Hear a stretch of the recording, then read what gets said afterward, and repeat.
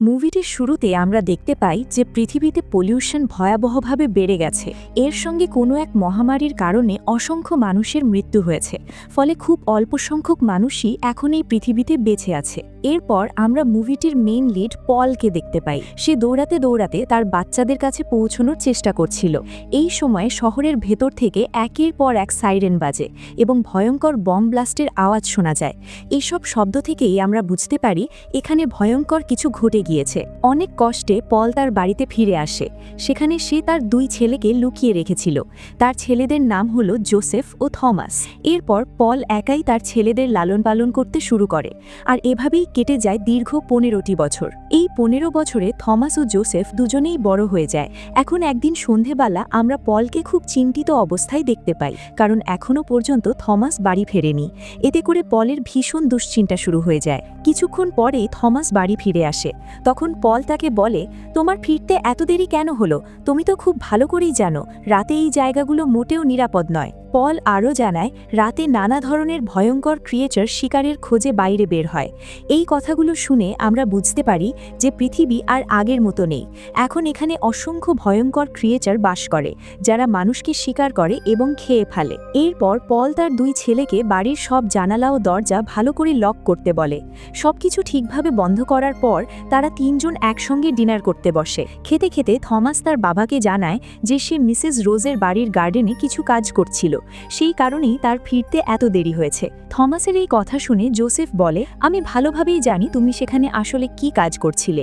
এই কথা বলার সঙ্গে সঙ্গে দুই ভাই একে অপরের সঙ্গে ঝগড়ায় জড়িয়ে পড়ে। তখন পল সঙ্গে সঙ্গে তাদের ঝামেলা থামিয়ে দেয়। ঠিক সেই মুহূর্তেই হঠাৎ করে কিছু ভয়ঙ্কর ক্রিয়েচার তাদের বাড়ির দরজা ভাঙার চেষ্টা করতে শুরু করে। পরিস্থিতি বুঝে পল দ্রুত দরজার কাছে গিয়ে সেটাকে শক্ত করে আটকে ধরে।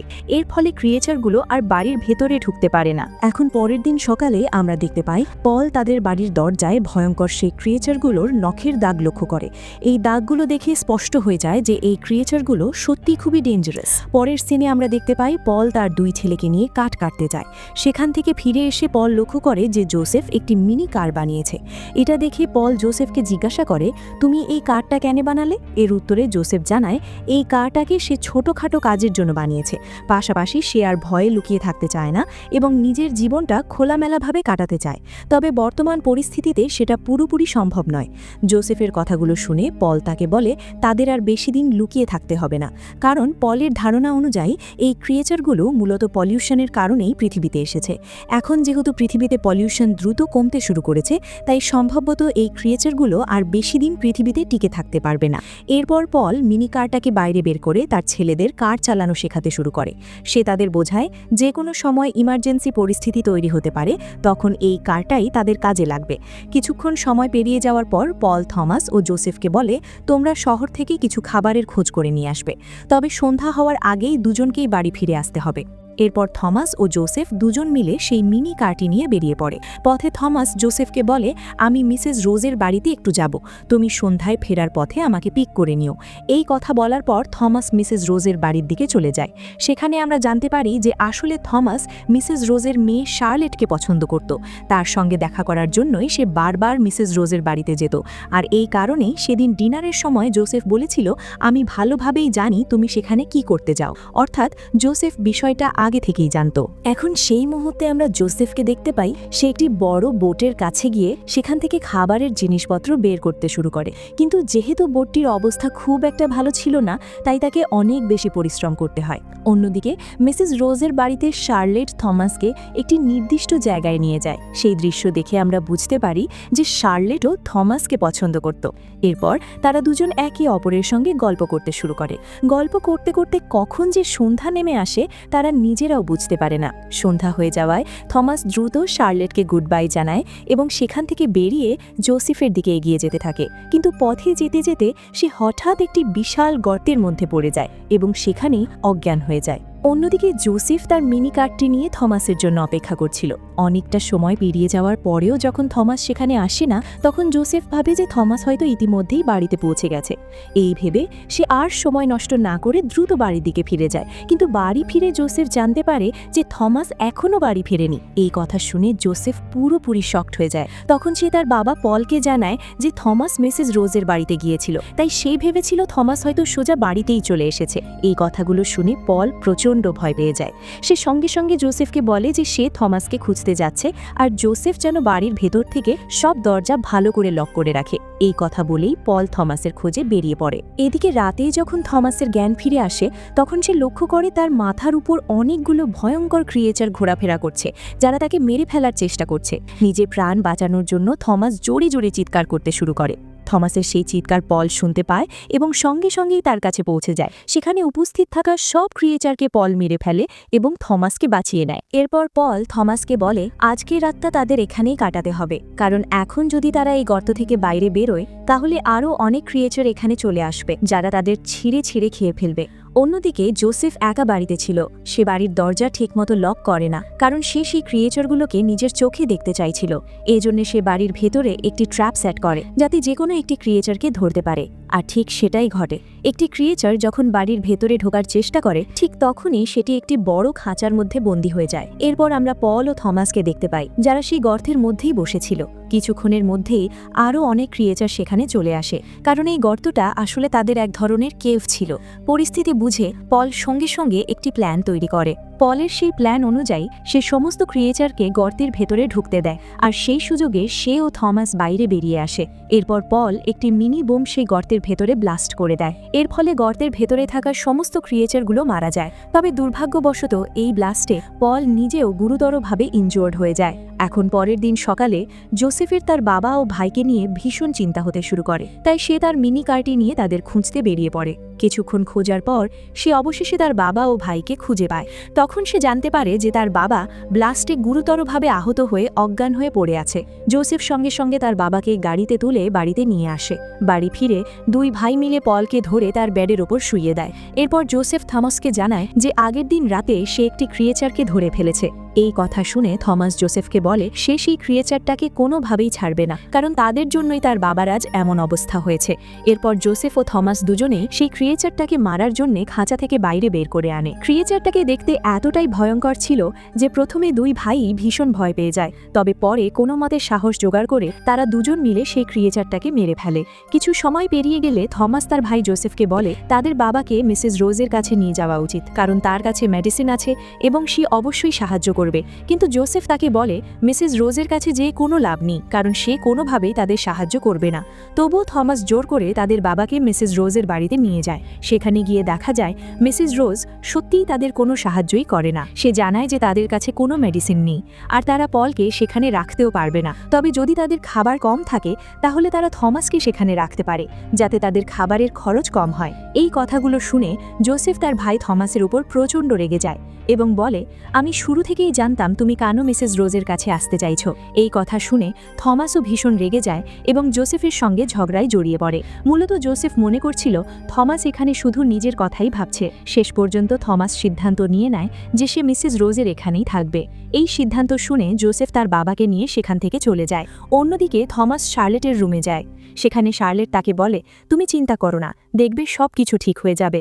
এই কথা বলার পর শার্লেট ও থমাস একে অপরকে কিস করে, কিন্তু ঠিক সেই মুহূর্তেই শার্লেটের বাবা সেখানে চলে আসে এবং সব কিছু দেখে ফেলে। এরপর শার্লেটের বাবা সঙ্গে সঙ্গে তাকে সেখান থেকে নিয়ে চলে যায়। অন্যদিকে বাড়ি ফিরে জোসেফ বাড়ির সব দরজা ভালো করে বন্ধ করতে শুরু করে, কারণ সে বাড়ির আশেপাশে অনেকগুলো গর্ত লক্ষ্য করেছে।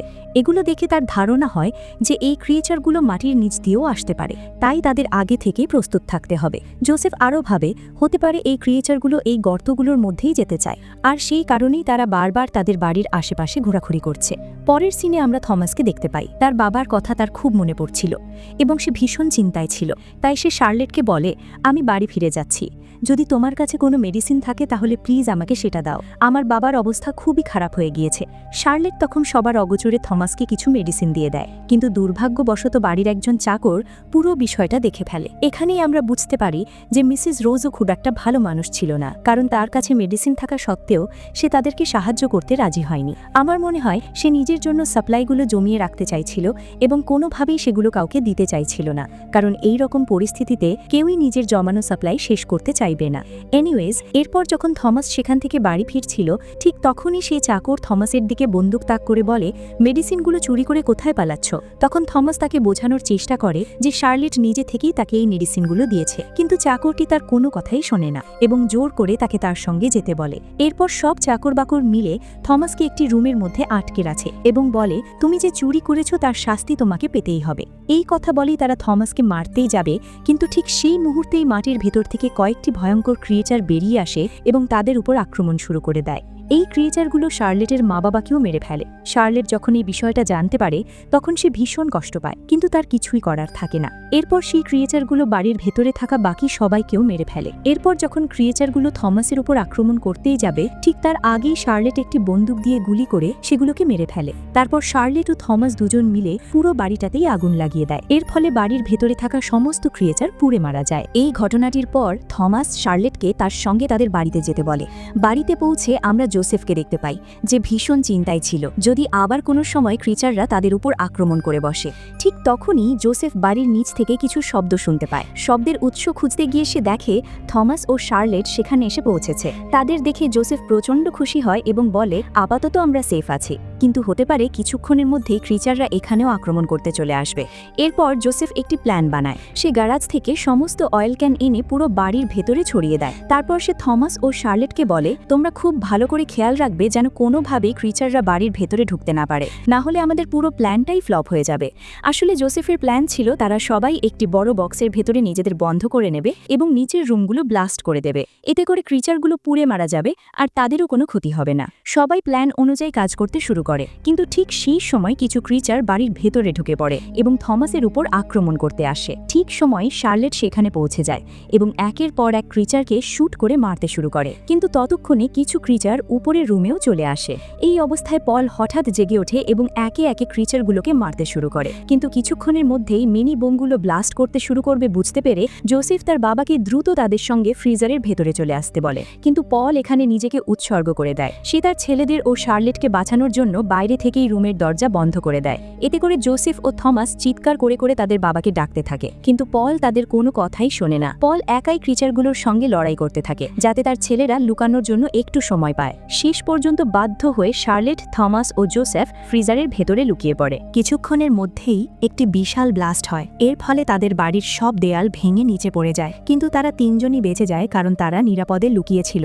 এরপর তারা ফ্রিজার থেকে বের হয়ে পালিয়ে যাওয়ার চেষ্টা করে। ঠিক তখনই আরও কিছু ক্রিয়েচার আবার তাদের উপর আক্রমণ করতে আসে। প্রাণ বাঁচাতে তারা তিনজন মিলে মিনিকারে উঠে সেখান থেকে পালাতে শুরু করে। তবুও ক্রিয়েচারগুলো তাদের পিছু ছাড়ে না। শেষ পর্যন্ত শার্লেট গুলি করে সেই ক্রিয়েচারগুলোকে মেরে ফেলে। এখানে আমার ধারণা অনুযায়ী এই ক্রিয়েচারগুলো একসময় মানুষই ছিল, কারণ তাদের হাত ও পায়ের গঠন অনেকটাই মানুষের মতো দেখতে।